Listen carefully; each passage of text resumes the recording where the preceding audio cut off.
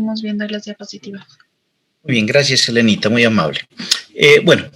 Vamos a continuar entonces con el avance de la asignatura y para el día de hoy deberíamos hacer mención sobre los volúmenes y las capacidades pulmonares.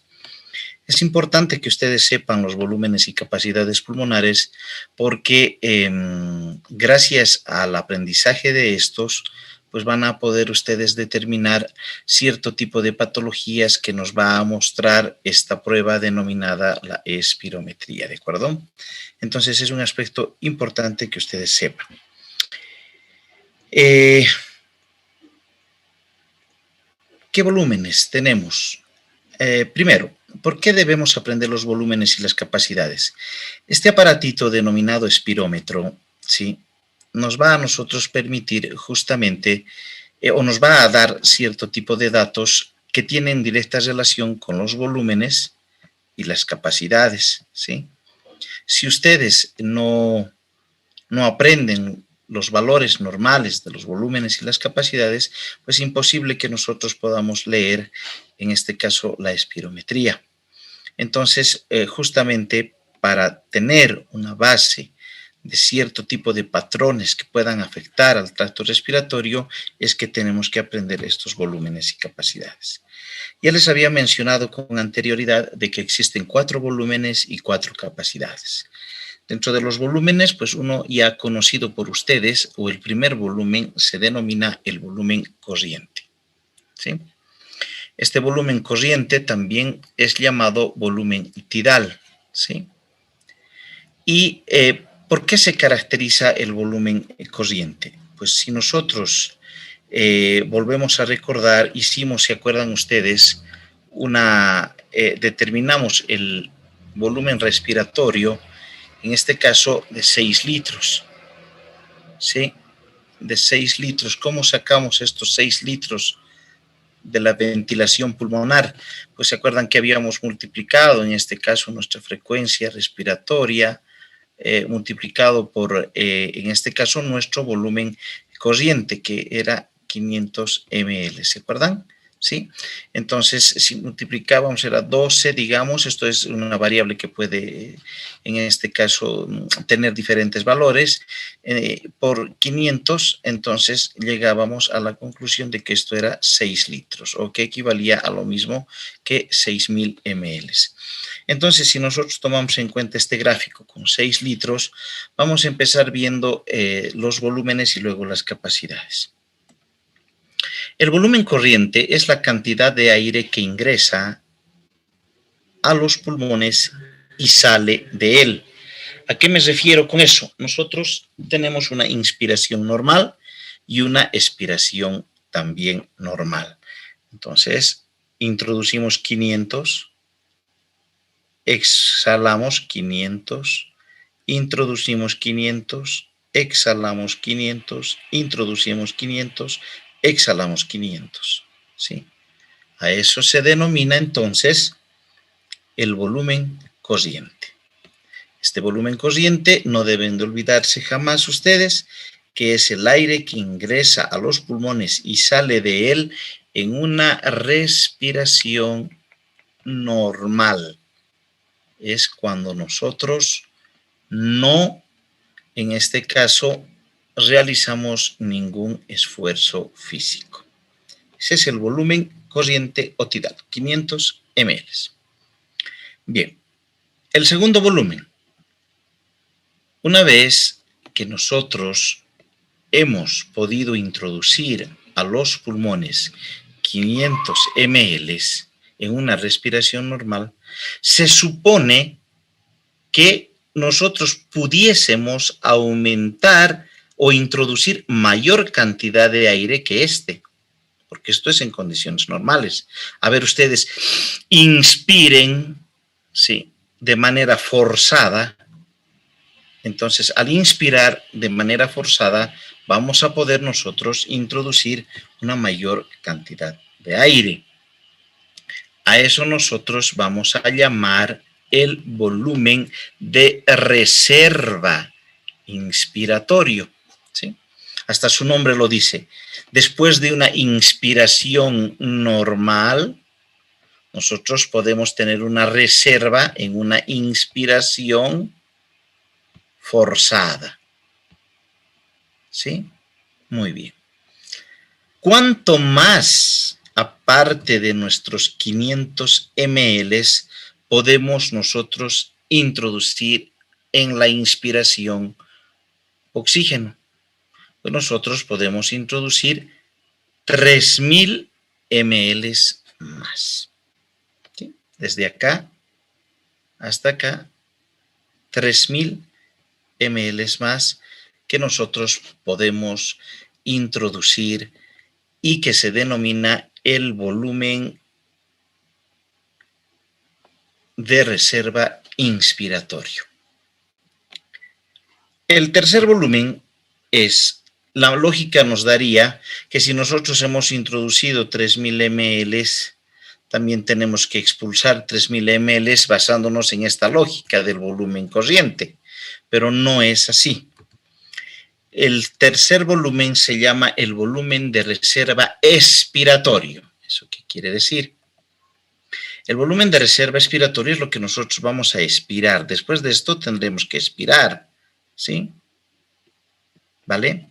Entonces, ¿en qué consiste el volumen de reserva expiratorio? Es la cantidad adicional de aire que uno puede expulsar en una expiración. Pero en una expiración, ¿sí? Acá está marcada. ¿Cuánto expulsamos? Expulsamos 1100 ml. Entonces ustedes dirán, ¿y qué ha pasado? Acá todavía ha quedado algo en los pulmones, porque estamos viendo de que solamente hemos expulsado 1100 ml que pertenece al volumen de reserva expiratorio. Entonces algo se ha quedado. ¿Dónde se ha quedado ese aire? Se ha quedado en los pulmones, ¿sí? Y eso siempre se va a quedar en los pulmones, no se llega a expulsar. Ese es el cuarto volumen. El cuarto volumen se llama entonces volumen residual, hasta su nombre lo dice, ¿no es verdad? El residuo que queda en los pulmones. Este volumen residual está acá marcado, ¿sí? En esta zona donde ya no tiene nada que ver la inspiración ni la expiración, sino es la cantidad de aire que ha quedado en los pulmones, ¿sí? Se denomina volumen residual y tiene un valor de 1200 ml. Esos son los 4 volúmenes que nosotros podemos ver en el aparato respiratorio. Ahora, si nosotros vamos a hablar de capacidades, pues las capacidades no son más que la unión de 2, 3 o 4 volúmenes. Eso es, o esas son las capacidades. Lo único que vamos a hacer es unir 2 volúmenes, será una capacidad. Unir 3 volúmenes será otra capacidad. Unir 4 volúmenes será otra capacidad. Entonces no es más, es más sencillo. La idea es tener la base de los volúmenes que hemos hablado. Por ejemplo, a ver, para preguntarles, en este gráfico que está acá, la primera capacidad se llama la capacidad inspiratoria. Entonces, si digo capacidad inspiratoria, debe ser que debo juntar los volúmenes que están inmersos en la inspiración. A ver, ¿quién de ustedes me dice qué volúmenes están inmersos en la inspiración o están dentro de la inspiración para que podamos determinar la capacidad inspiratoria? A ver, ¿quién me dice? Doctor. Dime, por favor. El volumen corriente y el volumen de reserva inspiratoria. ¿El volumen corriente tiene inspiración? Sí. ¿Cuánto es? 500, ¿no? ¿Y el volumen cuál me dijiste? Perdón, no te escuché. Doctor, ¿y el volumen de reserva inspiratoria? Claro que sí, el volumen de reserva inspiratorio tiene también, ¿no? Está incluida la inspiración. Este tiene un valor de 3000, correcto, genial. Entonces, ¿cuánto sería nuestro volumen, nuestra capacidad inspiratoria? 3500, doctor. Correcto. ¿Sí? Bien. Entonces, chequemos la primera capacidad. Entonces se denomina la capacidad inspiratoria, que es el volumen corriente más el volumen de reserva inspiratorio, porque en ambos está en realidad inmersos el proceso de la inspiración. Entonces tomaría en cuenta el volumen corriente a todo esto. Perfecto. Y ese sería nuestro valor de 3.500. Esto es lo que toma en cuenta. 3.500 ml. Ese sería el primer volumen, la primera capacidad. Muy bien. Luego tenemos la segunda capacidad, que es la capacidad residual funcional, se llama. ¿Sí? A ver, la capacidad residual funcional. Eso quiere decir aquellos que tengan principalmente el fenómeno de residual. ¿Tenemos algún volumen con la palabra residual? Sí, doctor, el volumen residual. Sí. Correcto, entonces ese ya sería nuestro primer volumen a tomar en cuenta, que era 1.200, ¿se acuerdan? Que era el volumen que quedaba en los pulmones. El volumen que quedaba en los pulmones era 1.200, ¿se acuerdan? Muy bien. Más el volumen de reserva expiratorio, porque acá estamos hablando ya de la expiración. A ver, díganme, el volumen de reserva expiratorio, ¿cuánto era? 1.100, doctor. Correcto, 1.100. Entonces, ¿cuánto tendría de volumen? O en este caso, en ml, ¿cuánto sería la capacidad residual funcional? 2.300. Correcto, es 2.300. ¿Sí?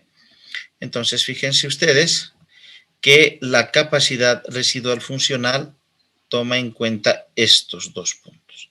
Este que era el volumen de reserva expiratorio, que era 1.100, y toma en cuenta este que era el volumen residual, que era 1.200. Entonces, ambos sería 2.300. ¿De acuerdo? Sí. Bien. Ese es el segundo o la segunda capacidad. Muy bien. Ahora, entonces, hablaremos sobre la tercera capacidad. La tercera capacidad es sumamente importante. ¿Por qué digo que es sumamente importante? Porque gracias a esta capacidad, ¿sí?, nosotros vamos a aprender a leer en espirometría. Es la denominada capacidad vital. ¿Sí? La capacidad vital, les cuento que toma en cuenta 3 volúmenes. ¿Sí? 3 volúmenes. ¿Cuáles son esos 3 volúmenes? Primero, el volumen corriente. ¿Cuánto era el volumen corriente? 500. El otro volumen, el volumen de reserva inspiratorio. ¿Cuánto era el volumen de reserva inspiratorio? 3.000. Y por último tenemos el volumen de reserva expiratorio. ¿Cuánto tiene este? 1.000. 100. Entonces, en resumidas cuentas, la capacidad vital tendría un valor de 4.600.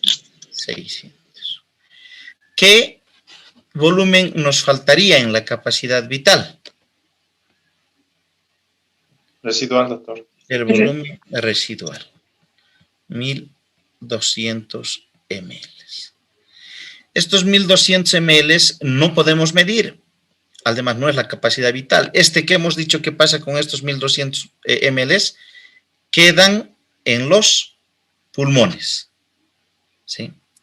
Entonces, esta capacidad vital es una de las más importantes. ¿De acuerdo? Bien. Por último, la más fácil para todos ustedes sería la capacidad pulmonar total. Como su nombre lo dice, la capacidad pulmonar total, pues va a tomar los 4 volúmenes. Ya teníamos hasta el volumen de reserva expiratorio, pero acá ya tomaría entonces el cuarto volumen más, que sería la capacidad, el volumen residual. Entonces sería 5.800 ml. Esto es todo o la conjunción, la capacidad pulmonar de los 4 volúmenes. Esta es la más fácil de aprender, pero es la que menos se usa, les cuento. ¿Por qué no se usa? Primero, empezaremos a debatir con ustedes qué entienden ustedes por la palabra espirometría. Así, con sus palabras, chicos. ¿Qué entienden ustedes por espirometría? ¿Qué les viene a la mente cuando les digo esa palabra?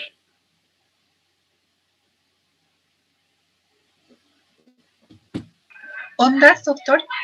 Ondas, sí, claro, pero a ver, o sea, la palabra espirometría, si yo no les hubiera enseñado estas ondas y demás cosas, les diría espirometría, ¿con qué relacionarían ustedes la palabra espirometría? Medir la expiración. Ya, a ver, la primerita, ¿qué me dijo? Medir la expiración, doctor. Medir la expiración, espirometría, expiración. Me parece genial. Siempre les he dado ese consejo de que si no saben alguna palabra, traten de hacer una relación con el mismo nombre. Entonces su compañerita nos dice, doctor, espirometría parece que es medir la expiración. Bien, sí, no está tan alejada de la realidad. Entonces, en tal sentido, me pregunto, ¿cuál de los 4 volúmenes, o serán los 4, o serán 3, o serán 2, o será 1, ¿sí? ¿Cuál de estos mide la expiración o está incluida la expiración? ¿En cuál de los volúmenes está incluida la expiración? A ver, ¿quién me dice? ¿O qué volúmenes? Perdón, hermano. El volumen de reserva expiratoria, doctor. Volumen de reserva expiratorio, ya. ¿Solo ese? Volumen corriente. A ver, volumen corriente, me voy a fijar aquí. Sí, hay expiración. Esta es expiración, esto es expiración. Es la cantidad que expulsamos. Después de que hemos introducido 500, expulsamos 500. Sí, correcto. El volumen corriente. ¿Qué más? ¿Solo estos dos serán? ¿O en alguno más estará incluido la expiración? El volumen de reserva inspiratoria, doctor. Correcto, señor.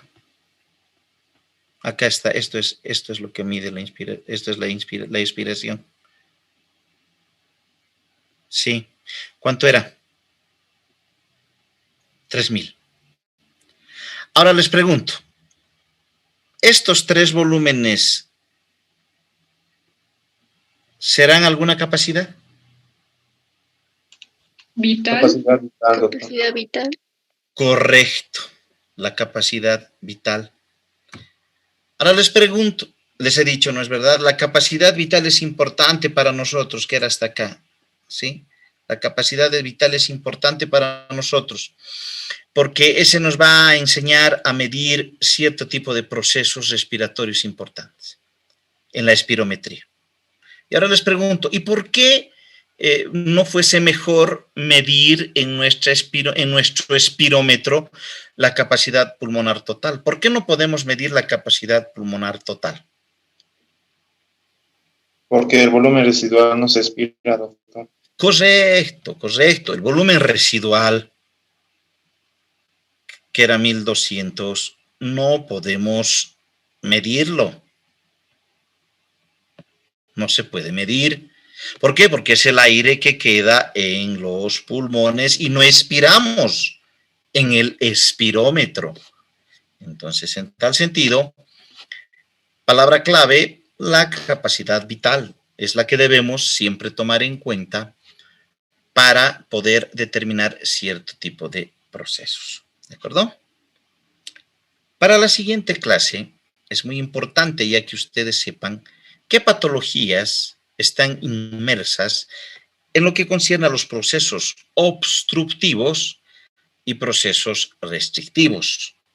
No se olviden que dijimos nosotros de manera clara que existen dos formas nada más de determinar si el pulmón o la vía aérea está en o con alguna alteración.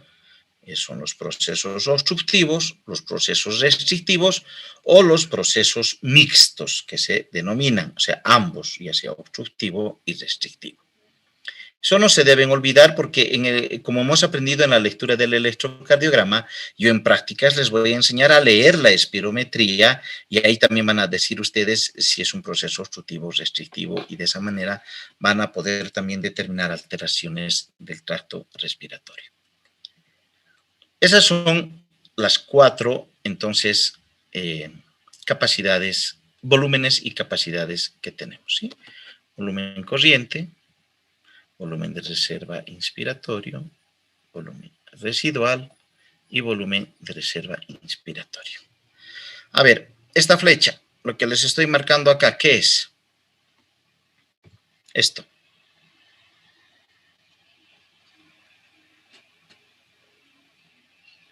Es la capacidad inspiratoria, doctor.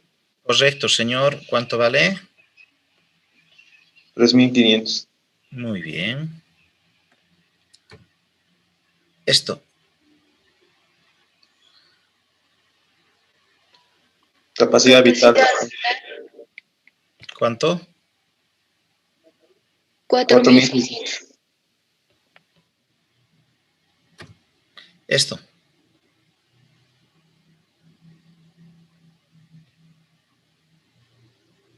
Capacidad residual, doctor. Capacidad residual. ¿Unita más? ¿Una palabrita más? Funcional, doctor. ¿Cuánto es? 2.300. Correcto. ¿Y esto? Capacidad total, doctor. Pulmonar total, Correcto. ¿Cuánto?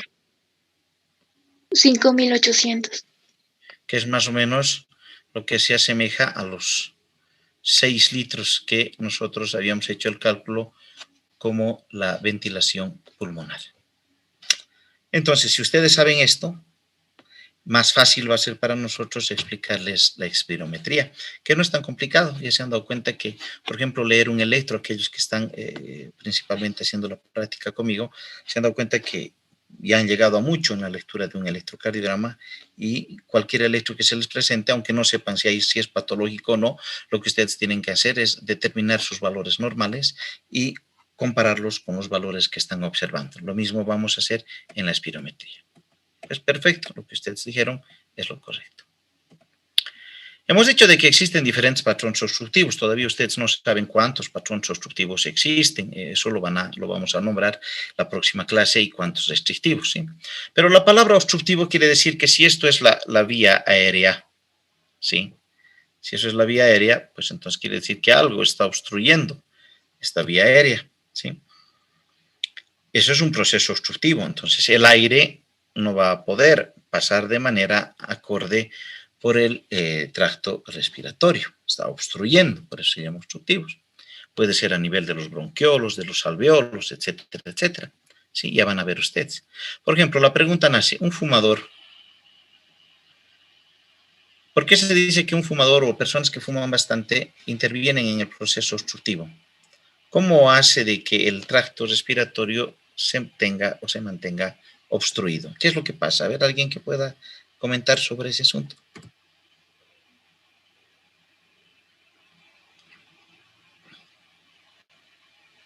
¿Qué dicen?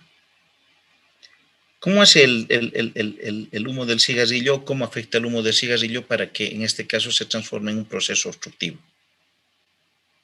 Y obviamente el aire no pase de manera acorde por las vías respiratorias. Puede ser, doctor, atrofiando los cilios. Ya. ¿Y qué función tienen los cilios? Estos son los cilios, ¿no? ¿Qué función tienen los cilios?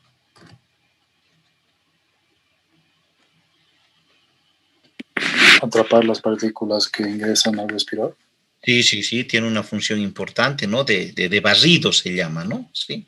Ustedes saben perfectamente que la nicotina y el alquitrán, ¿sí? Que tiene, en este caso, el humo del cigarrillo, lo que hace es eliminar o destruir los cilios, ¿sí? Entonces, si se eliminan o se destruyen los cilios, como están viendo en la imagen, lo que pasa es de que no va a existir el barrido de las partículas y de otros componentes importantes a nivel del tracto respiratorio, ¿sí? Entonces, en ese sector va a acumularse, ¿sí? Ya sea moco, ¿sí? O partículas extrañas, ¿sí? Entonces, ese moco o partículas extrañas van a producir, en este caso, una obstrucción del tracto respiratorio. Por eso se considera de que el fumar o los fumadores tienen un proceso obstructivo netamente, ¿sí? Obviamente el fumar después ya de manera consuetudinaria va a atacar también al pulmón y si ataca al pulmón ya no será un proceso obstructivo. ¿Qué será si ataca al pulmón y el pulmón no puede expandirse de manera acorde? Ya va a ser un proceso Restrictivo. Restrictivo. correcto, ¿sí? Bien. Entonces, una bronquitis es una inflamación de los bronquios, ¿no es verdad? Sí, reduce su luz los bronquios y entonces también va a producir un problema obstructivo. Y a ustedes, la siguiente clase me darán más ejemplos. ¿El restrictivo qué era? ¿Cuál era el ejemplo del restrictivo? El restrictivo nos decía que los pulmones, en este caso, no pueden ni expandirse ni contraerse de manera acorde, ¿sí? ¿Se acuerdan? ¿Sí? No podían, bien. A ver, aparte el cáncer de pulmón, dice acá, el SEA de pulmón, sí, exactamente, el SEA de pulmón hace de que los pulmones no puedan ni contraerse ni tampoco expandirse, ¿sí? A ver, otras patologías más que conozcan que evitan de que el pulmón pueda distenderse de manera acorde. La tuberculosis, doctor. Claro, la tuberculosis, ¿no? La tuberculosis hace también de que se formen cavernas en los pulmones y estos pierdan su elasticidad y de esa manera también es un proceso restrictivo. Muy bien. A ver, otra. Una Doctor, que la ya hemos fibrosis. visto. Una que ya hemos visto. ¿Qué era? Neumotórax. El neumotórax, sí, sé por qué me están diciendo eso. Cuando hay una lesión acá, entonces en este caso el pulmón ya no se va a poder insuflar. Pero no, vamos a debatir el neumotórax. Todavía lo dejaremos al neumotórax no como un proceso restrictivo netamente dicho. Ya vamos a ver más adelante a cuál le encaja, ¿sí? Otro que hemos hablado. La fibrosis pulmonar, doctor. Sí, la fibrosis, ¿no? Porque el tejido pulmonar ustedes mismos dijeron, ¿no? Se hace duro, dijeron, ¿no? Pierde su elasticidad. Entonces, la fibrosis, ¿no? La fibrosis era importante, ¿sí? Es también un proceso restrictivo. Aquí estaba el más importante de los procesos fibróticos, también era la silicosis. ¿Se acuerdan que habíamos hablado de la silicosis, chicos? ¿Sí? ¿Vale? Muy bien. Entonces, vamos a encontrar mayores ejemplos en todos ustedes para la siguiente clase, que ya van a tener un conocimiento más somero de lo que es un proceso restrictivo y de lo que es un proceso obstructivo, pero ya la idea ya totalmente la tienen, ¿de acuerdo? Genial. ¿Se acuerdan ustedes que habíamos dicho que en el alveolo pulmonar, sí, y el capilar, este era el capilar y este era el alveolo, ¿sí? ¿Qué ocurría? Había una membrana respiratoria, ¿sí? Esta membrana respiratoria permitía el intercambio de gases, ¿sí? Muy bien. Pero ¿qué es lo que ocurre? Tiene que llegar aire a los alveolos, ¿sí? Tiene que llegar aire a los alveolos pulmonares. ¿Cuánto era nuestro volumen corriente? 500, doctor. Ahora nace la pregunta, ¿no? ¿Se acuerdan de la palabra espacio muerto? ¿Estos 500 llegan a los alveolos? No, doctor. ¿Cuánto llega?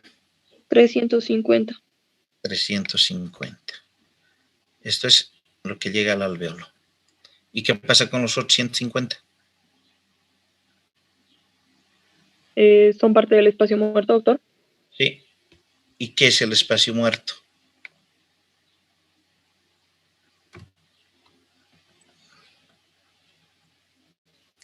Es el lugar donde el aire queda en las vías de conducción. ¿Se acuerdan? Ahí queda. ¿No ve? Bien. ¿Ustedes qué creen o por qué creen que 150 ml de los 500 que habíamos inspirado tienen que quedarse en el espacio muerto? ¿Qué función creen que tiene el espacio muerto? ¿Por qué tienen que quedarse 150 ml acá? ¿Para qué? ¿Qué creen que pasa con esos 150 ml? A ver, ¿quién me dice?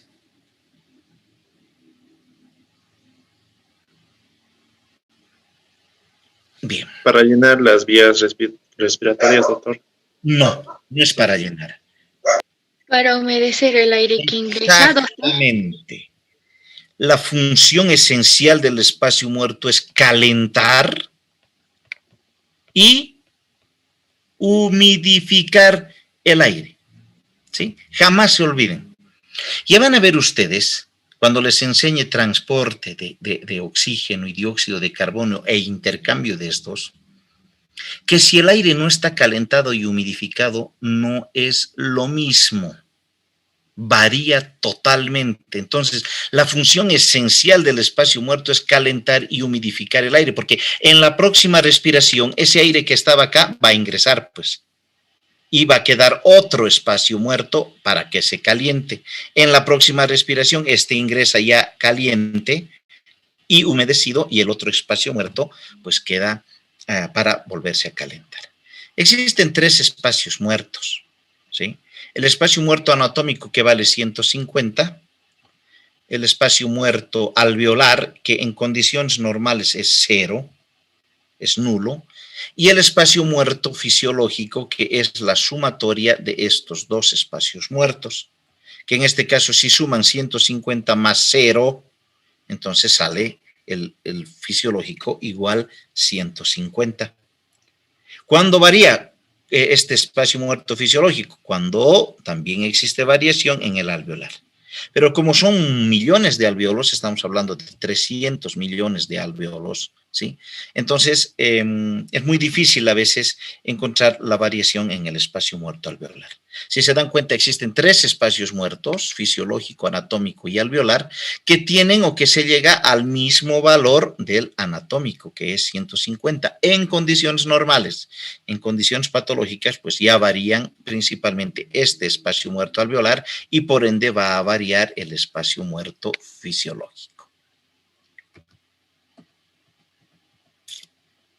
¿Cómo se calcula el espacio muerto fisiológico? Sencillo. Peso en kilos transformado a libras. A ver, digamos un paciente con 70 kilos. A ver, una libra, ¿cuántos kilos tiene? Más o menos hagamos un cálculo. A ver, muchos calculan por 2, ¿no? O sea, un paciente con 70 kilos tendría 140 libras, digamos, pero no es tan exacto este dato, ¿no? De 140 libras. Entonces, creo que equivale 70 kilos a 134, creo, libras, ¿sí? Ya, entonces el espacio muerto son las libras que uno pesa. Eso es el espacio muerto. Entonces, este paciente con 70 kilos tendría 134 ml de espacio muerto, ¿sí? Así se calcula en condiciones normales. Normales. Ahora ustedes deben averiguar, ¿sí?, cómo se calcula el espacio muerto en condiciones patológicas. ¿Sí? Patológicas. Muy bien. ¿Cuál era la función del espacio muerto? Entibiar y humedecer el aire. Ya vamos a ver. Importante función. ¿Se acuerdan que yo les dije que era una de las más importantes, entibiar y humedecer el aire? Pues vamos a ver más adelante esa función, que es vital para todos nosotros. Bien. Entonces tienen dos tareitas pequeñitas para poder investigar y poder debatir la siguiente clase. Como siempre, ha sido un placer compartir con todos ustedes. Espero que tengan una excelente jornada y un